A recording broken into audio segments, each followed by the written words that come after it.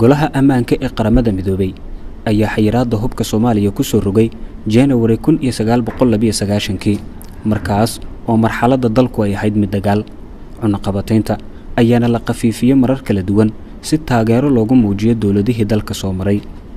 Soomaaliya ayaa dhowr jeer ku celisay dalabka ah in laga qaado xayiraadda hubka ee saaran muddada dheer. Madaxweyne Farmaajo ayaa khudbadiisii shirkii London ku soo daray in laga qaado xayiraadda hubka. dagaalka ay dawladdu kula jirto Al-Shabaab ayuu ku tilmaamay sabab muhiim ka dhigaysa in Soomaaliya laga qaado xayiraadda hubka. Haddaba sidee bay ku timid in Soomaaliya lagu soo rogo xayiraadda hubka?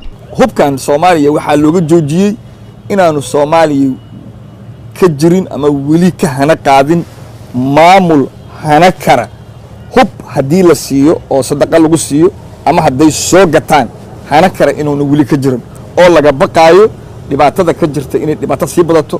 وانا موقتها dadka Soomaaliyeed wili yani isku mana raacsana dawlad inay dawlad waa la sameeyay laakiin si sax ah isku ma raacsana laano shacbigu wili waa hubaysan yihiin meelaha ay joogaan ma taqaana waa iska iyaga baa dawlad ka ah marka shacbi hubaysan oo hubkooda aanu tiro koobneen oo aanu control lahayn oo cid loo raacdo aan lahayn oo maalin kasta la isku dilay in hubka in lagu sii daro in la ogolaado aadi u adag tahay.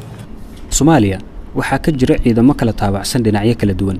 Tusaale, dawlad goboleedyada dalka ayaa samaystay ciidamo u gaar ah oo iyaga ka amar qaata, waana kuwo hubaysan oo leh kaydad hub oo iyagu ay maamulaan. Sidoo kale, waxaa jira ciidamo ka amar qaata hogaamiye ama mas'uul ka tirsan dawladda, kuwaas oo aan ku jirin diiwaanka askarta ee dawladda. waxaa shaki laga muujinayaa helista awood maamul oo xaqiijin karta tirakoobka ama xakamaynta hubka gacanta shacabka galay iyo kan ay isticmaalayaan kooxaha ka soo horjeeda dawladda. waana mid ka mid ah sababaha adkaynaya in xayiraadda hubka laga qaado Soomaaliya. anagu waa soo dhaweynaya horta xayiraadda in la qaado. waxaa ku jira waxaan ka hadlayaa markaas waa ku sheego waa madax banaanida Soomaaliya iyo qorshaha ay iyadu dabacsan tahay. laakiin hadda ma ahan anuguna u maleynaya madaxda qaranku hadda inay leeyihiin hubna loo soo dejiyo. waxaa ka hor hubna soo dejiyo dadka Soomaaliyeed boqolkii 50 waa hubaysan yahay hadda. horta waa in la maareeyaa hubka la keenaya oo 18,000 ama 20,000 oo ciidan loo keenaya mid konton jibaar ka badan baa dalka yaal. horta waa in la maareeyaa kan oo hubka kan gacanta ugu jira dadka shacbiga iyo qabaa'ilada iyo beelaha. horta waa in ayaga marka hore laga yeeshaa barnaamij.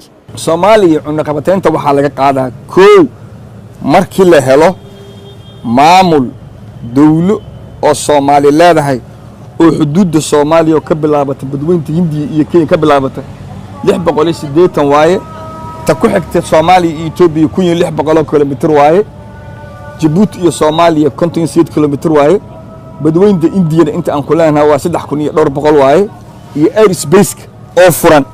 intaas dawlad mas'uul ka ah oo qoryaha ay haysato hubka ay haysato nin oo duty ah oo waajib leh kali ah oo sito inta kale la xareeyo askariga jooga saldhiga qoriga oo saldhiga uga tago askariga jooga militariga oo saldhiga base oo degan yahay qoriga uga tago suuqa soo faramiran oo aado hadduu bustoolo qaadanayo ay qoran tahay hadduu dhibaato ku geysta la soo qabanayo qori kale hadduu meel kale soo wadanka soo gala la soo qabanayo oo aan total control of your political security. markaas ayaa la dhihi karaa Soomaaliya waxaa laga qaadi doonaa cunaqabataynta. dawladda Ethiopia ayaa taageertay dalabka Soomaaliya ee ku aadan in laga qaado xayiraadda hubka, taas oo su'aal gelisay ujeedka Ethiopia ee ah in Soomaaliya loo fasaxo inay la soo degto hub ama la siiyo. aniga waxay ila tahay arintaas iyadahay mid waa malayn karaya Ethiopia warshado badan oo ay samaysatay hadday suuqaas inay masaalix ugu jirto dabcan waxay ka mid tahay dalalka hubka laga diran karo. laakiin waxay su'aal gelinaysaa barnaamijka oo dhan bayba su'aal gelinaysaa arintaas iyadahay oo ah wuxuu yiri ninkii muxuu ninka caanaha u toosiyay uu yiri hebel caana ma siin jirin ma doorshaan baa uga dhacay buu muddo ku dhow 30 sano Soomaaliya ma helin dawlad maamusho dhamaanteed waana sababta ay koox walba goonideeda isugu hogaysay taas ayaana ka mid ah sababaha hortaagan in Soomaaliya ay fursad u heshay laga qaado xayiraadda hubka Cabdi Fataax Axmed Cali Goobjoog Muqdisho